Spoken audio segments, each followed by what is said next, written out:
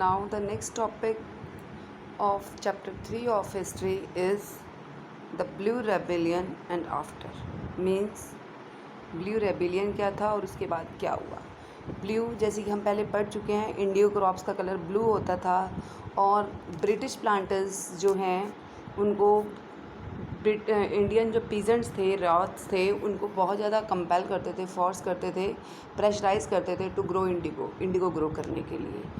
मार्च 1859 में जो रयोत्स थे, हज़ारों जो रयोत्स थे बिहार में, बंगाल में, बेसिकली बंगाल का ही था, जो बंगाल में ही उनको परेशान किया जा रहा था, उन्होंने बिल्कुल रिफ्यूज़ कर दिया, मना कर दिया कि वो इंडिगो ग्रो नहीं करेंगे। ठीक है, this was called the blue rebellion. As the rebellion spread, और उसके बाद जैसे जैसे ये रेबिलियन स्प्रेड हुआ तो क्या हुआ, रयोत्स ने जो है बिल्कुल मना कर दिया कि वो जो है रेंट प्लांटर्स को पे नहीं करेंगे। ठीक है, और उन्होंने इंडिगो फैक्ट्रीज़ पर अटैक करना शुरू कर दिया।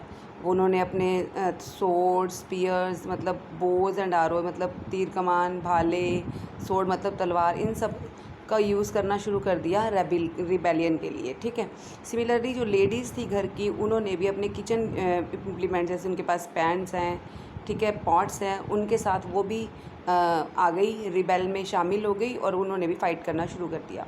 जो भी प्लांटर्स जो थे, जो ब्रिटिश प्लांटर्स थे या जो उनके लिए काम करने वाले और भी बहुत सारे लोग थे, इन लोगों ने, पीजेंट्स ने उनको बाइकआउट करना शुरू कर दिया। सोशली बाइकआउट का मतलब क्या होता है कि उनको समाज से बिल्कुल अलग कर दिया।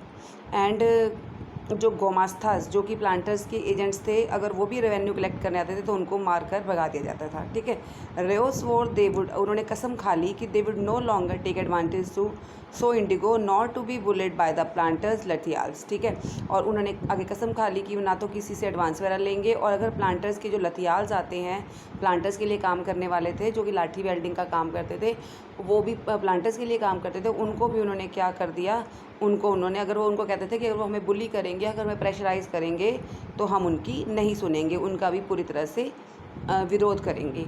अब ये बात आती है कि इंडिगो जो पीजेंट्स थे, उन्होंने ये डिसाइड क्यों किया कि वो अब चुप नहीं रहेंगे।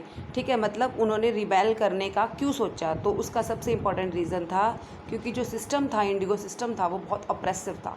ऑप्रेसिव का मतलब उनको एक्सप्लॉइट किया जाता था, उनके लिए बहुत प्रेशराइज्ड वे में उसको यूज़ किया जाता था। इसलिए उन्होंने कहा कि अब हम ये नहीं करेंगे। शुरू में उन्होंने किया, they do so only at times, लेकिन एक लिमिट तक उन्होंने इसको किया। फिर 1859 में रयोस जो थे, उन्होंने ये भी देखा कि उस रेबिलियन में लोकल जमींदार और विलेज हेडमैन भी जो हैं उनको सपोर्ट करने लग गए हैं। ठीक है, और बहुत सारे इन मैनी विलेजेस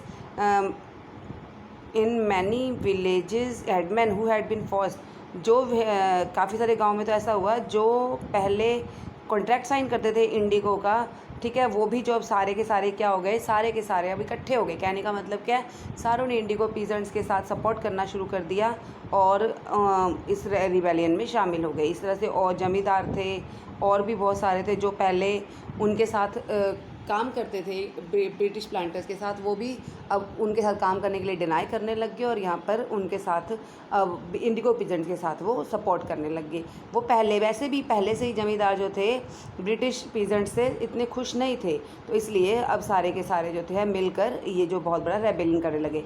फिर इंडिगो पीजेंट्स ने ये भी देखा कि जो ब्रिटिश गवर्नमेंट है वो भी उनके स्ट्रगल में उनका सपोर्ट कर रही है। ठीक है ना, कि in the struggle against the planters, जो प्लांटर्स के अगेंस्ट वो स्ट्रगल कर रहे हैं, ब्रिटिश गवर्नमेंट भी उनका सपोर्ट कर रही थी।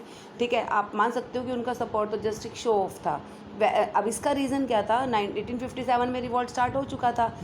जो ब्रिटिश गवर्नमेंट है वो पहले से ही बहुत डरी पड़ी थी, उनको पता था, वो वरी कर रही थी कि हो सकता है कोई और रेबिलियन भी हो सकता है और भी इंट्रोड्यूस जो है इनके साथ शामिल हो सकते हैं।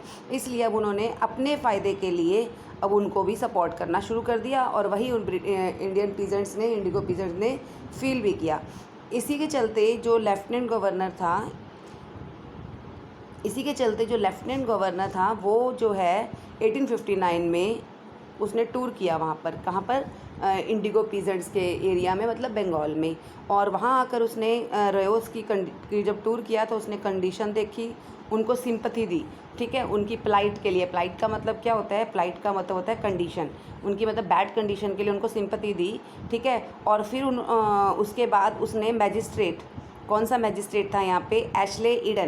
एशले ईडन मैजिस्ट्रेट के थ्रू ये नोटिस निकलवाया कि now ryots would not be compel to accept indigo, कि आगे रयोट्स को कंपेल नहीं किया जाएगा इंडिगो कॉन्ट्रैक्ट्स के लिए।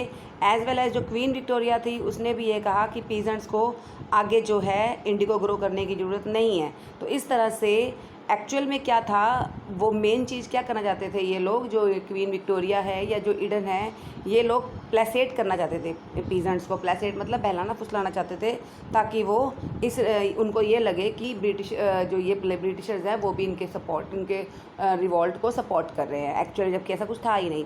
एज द रेबिलियन जब स्प्रेड हो गया तो और भी जो कैलकाटा से जो बहुत सारे इंटेलेक्चुअल थे, मतलब विद्वान लोग थे, उन्होंने भी इंडिगो डिस्ट्रिक्ट्स में जहाँ रिबेल हो रहा था वहाँ पर आना शुरू कर दिया।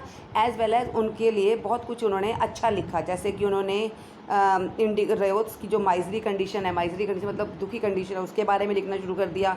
प्लांटर्स की जो टायरनी है, मतलब जो उनके द्वारा जो एक्सप्लॉयटेशन किया उसके बारे में लिखना शुरू कर दिया, और इंडिगो सिस्टम की जो हॉरर्स थे उसके बारे में बताना शुरू कर दिया। इस तरह से मतलब अब ये जो रिबेल है ये बहुत लार्ज स्केल पर फैल गया। वरिड बाय द रेबिलियन, अब इस रेबिलियन से वरी होकर ब्रिटिश गवर्नमेंट ने क्या किया, ब्रिटिश गवर्नमेंट ने एक इंडिगो कमीशन बनाई। इंडिगो कमीशन किसके लिए बनाई? रयोट्स की फेवर में बनाई, जिसके अंदर उन्होंने खुद ही ब्रिटिश अपने जो प्लांटर्स थे उनको क्या किया, गिल्टी फील करने के लिए कहा, और उनको क्रिटिसाइज़ किया कि क्यों उन्होंने किस तरह से रयोट्स के साथ बिहेव किया, जबकि करवा तो ये सारे रहे थे, लेकिन अब वो डरे हुए थे, तो अब उन्होंने ये चीज़ करनी शुरू कर दी। एक डिक्लेयर दैट इंडिगो प्रोडक्शन बाद, अब उन्होंने ये भी डिक्लेयर कर दिया कि रियल मैनर में जो इंडिगो प्रोडक्शन हो रही थी वो रयोट्स के लिए प्रॉफिटेबल नहीं थी, और आगे उन्होंने कह दिया कि उनको इंडिगो फ्यूचर में ग्रो करने की ज़रूरत नहीं है। Now the next topic after the revolt Indigo production. अब इस तरह से अब आफ्टर, जो कि आप टॉपिक पढ़ रहे थे ब्लू रेबिलियन, और उसके बाद मतलब आफ्टर। अब आफ्टर क्या हुआ? अब नेचुरल सी बात है, रेबिलियन के बाद बंगाल, क्योंकि बंगाल ने तो पहले ही मना कर दिया, बंगाल में सारे उनके सपोर्टर्स बन गए, तो अब बंगाल में तो इंडिगो प्रोडक्शन जो है बिल्कुल कोलैप्स हो गई, मतलब ख़त्म हो गई।